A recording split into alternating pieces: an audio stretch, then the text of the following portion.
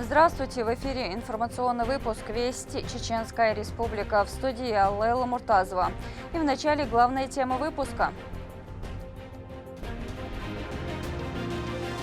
Акция добра. Дети сами нашли Исмаила, захотели к нему приехать и захотели оказать посильную помощь. Воспитанники Центра образования имени Ахмата Хаджи Кадырова навестили особенного ребенка. Какую помощь оказали дети мальчику, смотрите в этом выпуске. Кубок РУС.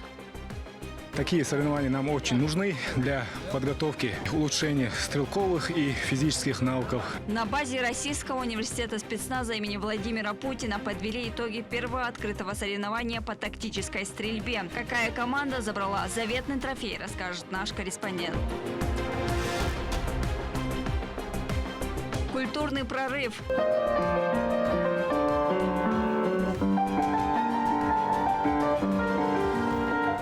Юные таланты из Гудермесской школы искусств завоевали сразу 3 гран-при на международном конкурсе.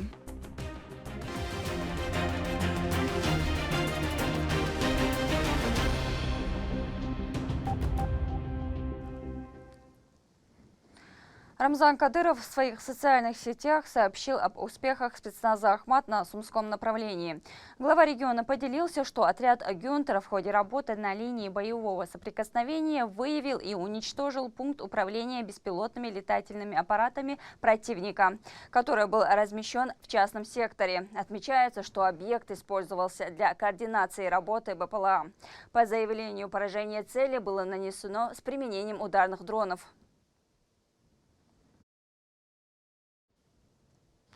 Сильные эмоции и адреналин получили участники в заключительный день открытого соревнования по тактической стрельбе. Российский университет спецназа имени Владимира Путина вновь испытал сотрудников военизированных и правоохранительных структур своими уникальными упражнениями. Финишная борьба оказалась нелегкой, но благодаря этому кубок достался сильнейшей команде. Какие сложности преодолевали бойцы, смотрите в следующем сюжете.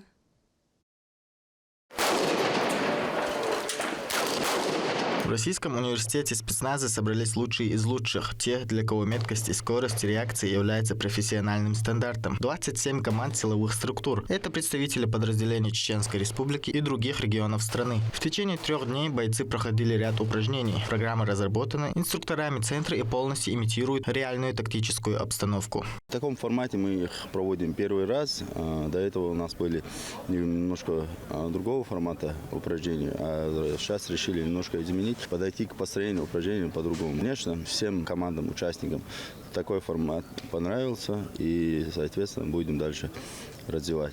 В финальном этапе первого открытого Кубка РУС по тактической стрельбе участники должны пройти испытание под названием «Рейд». Самое главное в данной дисциплине – это слаженная работа. Соревнования организаторы очень хорошо подготовили, все объяснили. Такие соревнования нам очень нужны для подготовки, улучшения стрелковых и физических навыков каждого бойца. Как такового сложных этапов нету, просто когда вот на протяжении всей длины упражнения ты делаешь физическую работу, пульс поднимается, и от этого немножко становится сложно. А так все бойцы справились отлично, все просто отлично прошли данные упражнения. Команда состоит из 5 человек, 1 снайпер и 4 штурмовика. У всех ограниченный лимит боеприпасов. Помимо этого, бойцы должны следовать строгим правилам во время прохождения. За каждую ошибку и промах вычитается драгоценное время. Сложность данного упражнения является полоса препятствий. Участникам нужно пройти преграды на скорости, дойти до полигона, завершить стрелковую дисциплину, после чего вместе с чемоданом тем же маршрутом вернуться на отправную точку. За лидирующую позицию на протяжении всех этапов боролись команды СБ РУС и спецполк, но по итогу оба коллектива заняли первое место, заработав одинаковое количество баллов. На 2-м месте расположилась команда Ахмат-1, а 3-е место забрал ОМОН Ахмат Грозный. Призерам выдали медали и грамоты, а триумфаторам помимо этого еще вручили и Кубок РУС. И первое место заняла команда спецполк. Та два соревнования шош, два открытые кубок рус, ищешь хлая, открытые соревнования, шел упражнение гуще, jo интересные, хозяин, казаяк ченг, результаты лучше, как обычно, первый место я туда алмула, хардаги свой догада,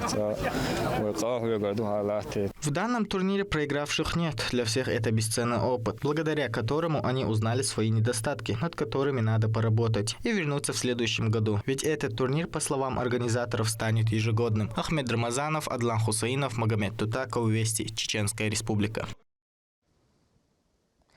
В Центре образования имени Ахмата Хаджи Кадырова проводить благие акции стали доброй традицией. Юные ребята в учреждении смогли оказать помощь еще одному ребенку с ограниченными возможностями здоровья на вырученные средства с ярмарки. Особенного мальчика обрадовали подарками, включая сладками. Кроме этого, оказали финансовую поддержку. О благотворительном походе расскажет мой коллега. На встречу с особенным мальчиком внуки первого президента Чеченской Республики, героя России Ахмата Хаджи Кадырова подготовились очень тщательно. Вместе с учащимися Центра образования шейх Мухаммад, шейх Ахмад, Эсид, Абдуллах, Хасан и Хусайн пришли с большим количеством подарков. Азе Бачаевой вместе с сыном Исмаилом было очень приятно увидеть их всех в гостях. А те, в свою очередь, помимо всего вкусного, передали 1 000 000 рублей, вырученных от школьной ярмарки ко Дню чеченского языка в рамках акции «Добра».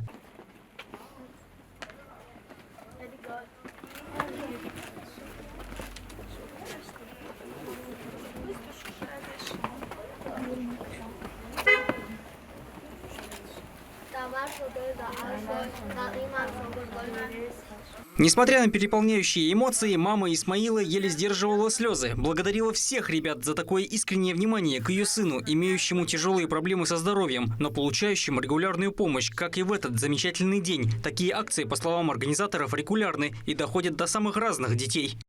Дети сами нашли Исмаила, захотели к нему приехать и захотели оказать посильную помощь, поддержать и Исмаила, и маму. Аза большая молодец, они знают всю историю этой семьи, и мы очень сопереживаем. Наши дети знают, что нужно помогать, и наши дети на ярмарке себя вели настолько активно, зная, что все средства пойдут на благотворительность, и у нас эта акция не в первый раз. Внуки героя России Ахмата Хаджи Кадырова выразили слова радости за возможность навестить Исмаила и его семью. По их словам, всегда приятно сделать своим товарищам подарок, особенно тем, у кого жизненные трудности.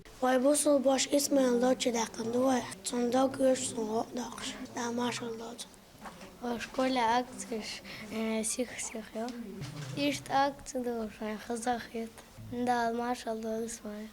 دخل ماسو شكا بوسو باش اسمع والش حدا حكير وماسو اشتوش بري حوسا ديس وإذا دوق شو ماسو تارك حوسر دو دا ما شاء الله اشتو اكت شقا وسيخ سيغتو دا ما شاء الله دا الغول دا ما شاء الله دا الإيمان صبر دا الغو شو نالر ولا.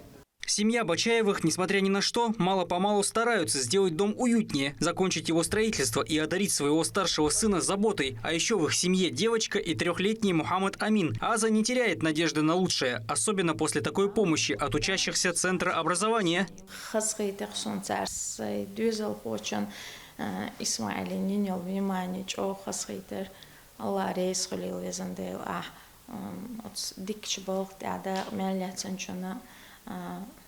Да, сауды, соухач. Пока есть такие добрые люди,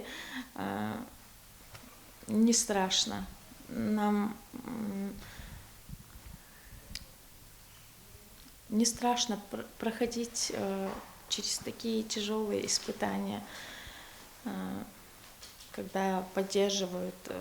Вообще у нас в республике очень такой акцент на таких особенных детях. Я очень радуюсь этому. Вот так весело прошел день чеченской семьи. И подобных визитов еще запланировано немало. Вопрос лишь во времени.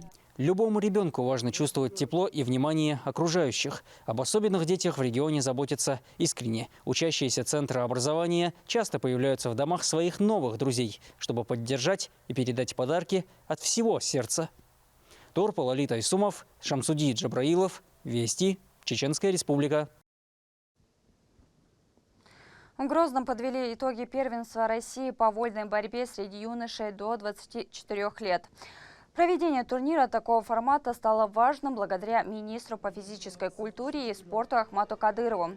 С момента его становления на должность в регионе стремительно улучшается спортивная инфраструктура.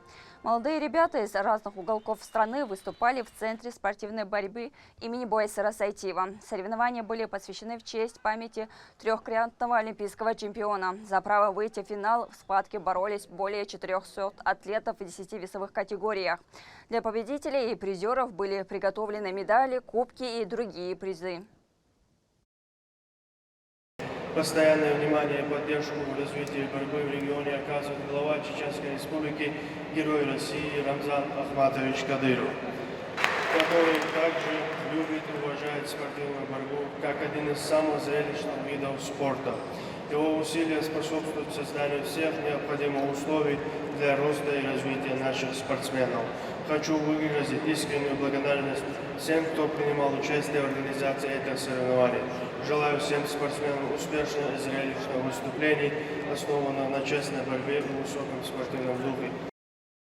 Грозный принял участников 11-го международного мотомарша «Дороги Победы». В мероприятии мотоклуба «Ночные волки» в честь 81-й годовщины Победы в Великой Отечественной войне участвовали известные общественные деятели региона, представители Российского университета спецназа имени Владимира Путина, а также мотоциклисты из разных стран. Акция стартовала на территории мемориального комплекса славы имени Ахмата Хаджи Кадырова, где собравшиеся провели церемонию возложения цветов к мемориалу первого президента Чеченской Республики.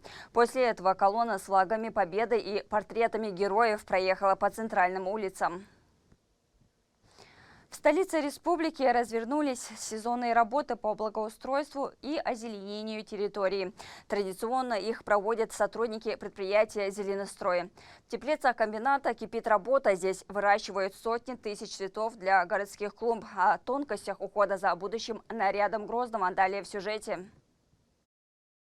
Яркие цветы, которые мы привыкли видеть на центральных площадях и проспектах, начинаются здесь, в теплицах Зеленстроя. Ранним утром работа здесь кипит. Сотрудники бережно загружают растения в машины и развозят по различным точкам.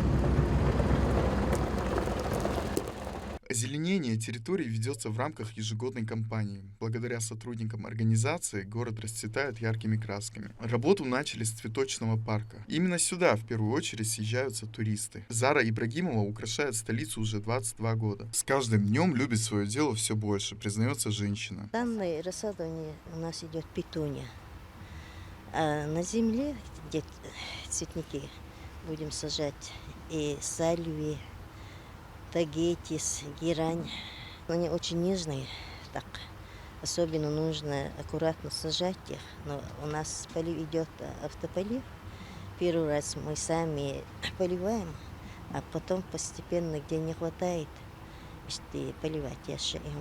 Украшают Грозный не только сотрудницы из Чеченской Республики, но и жители близлежащих стран. Так, Амина Кинжаева 4 года назад приехала из Таджикистана. Вот с других городов они же приедут. Поэтому хорошо это ухаживаем, смотрим, город, чистота, все мы делаем. Согласно плану, в Грозном будет высажено более 450 тысяч цветов. Первую партию растений в количестве 260 тысяч штук планируется высадить уже в мае. Их жители и гости республики смогут увидеть по всему городу, в том числе и в новом районе имени Владимира Путина. После посадки за растениями продолжат ухаживать. Специалисты будут каждый день проверять клумбы, поливать цветы, убирать увядшие и при необходимости обновлять посадки. Это поможет сохранить красивый вид города и сделать общественные пространства более комфортными для жителей на протяжении всего сезона. Дэни Хамидов, Моусар Хаджиев, Медина Мударова, Вести, Чеченская Республика. Ученики Гудермесской школы искусств покорили своими талантами жюри на международном конкурсе «Танцуй, Кавказ». Юные ребята смогли обойти лучшие команды со всего юга России. В итоге в нашей копилке 3 главных приза, гран-при и еще 7 дипломов разной степени. О триумфе расскажет Рабиат Гайтеева. Марьям Мамадова начала заниматься танцами лишь около полугода назад. Но уже сейчас в каждом движении девочки чувствуется характер и воля к безупречности. За этой хореографией часы ежедневной работы и мечта, которая ведет вперед. Я сама азербайджанка, мне нравятся чеченские танцы, поэтому я выбрала этот путь, чтобы танцевать каждый день. Буквально на прошлой неделе вместе со своей командой она отправилась в Нальчик на международный фестиваль-конкурс «Танцуй Кавказ», где собрались лучшие из лучших со всего юга России. И когда объявили результаты, эмоции накрыли всех разом. 3 главных приза, гран-при и еще 7 дипломов в разной степени. Этот диплом вручается коллективу «Жимала».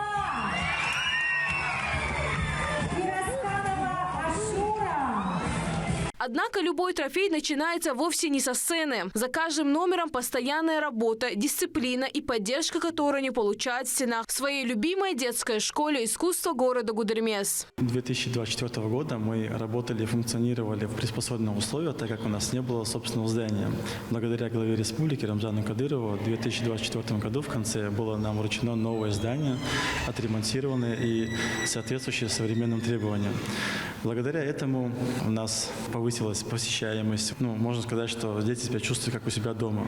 Хореография – настоящая визитная карточка школы. Здесь занимаются десятки детей разных возрастов. Однако всех объединяет одно – любовь к движению. На занятиях постоянно кипит жизнь от классической базы до сложных постановочных номеров. Я хожу на танцы, и мне нравится там особенно наши запоминающие поездки и наши призовые места. Я благодарю наших хореографов Даши и Турпала за те навыки, которые они нам привели. Я сам захотел записать на танцы, чтобы показать свой талант и свой характер, чтобы выступать на конкурсах и разных мероприятиях. Но Гудермесская школа искусств живет не только танцем. Другие направления здесь не менее любимы. Особое место занимает класс фортепиано. Девушки его посещают с особым трепетом. Классика, современные композиции, репертуар богатый, а дисциплина еще строже.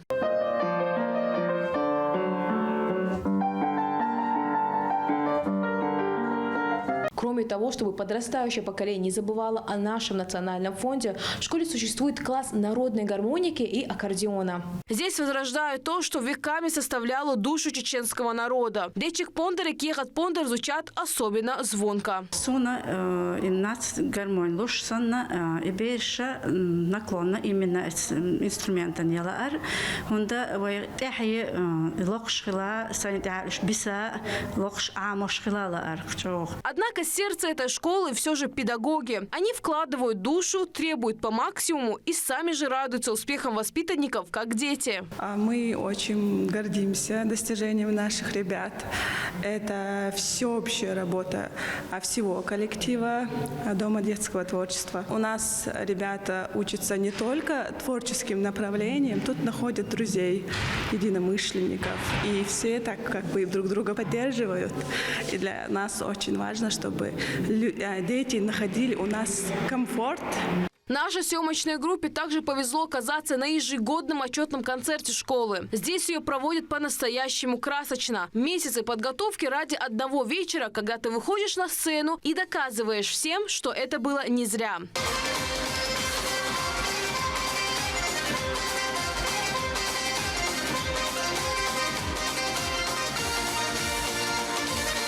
Гости смогли увидеть лучшие танцевальные номера, вокальные выступления, театральные постановки и игру на музыкальных инструментах.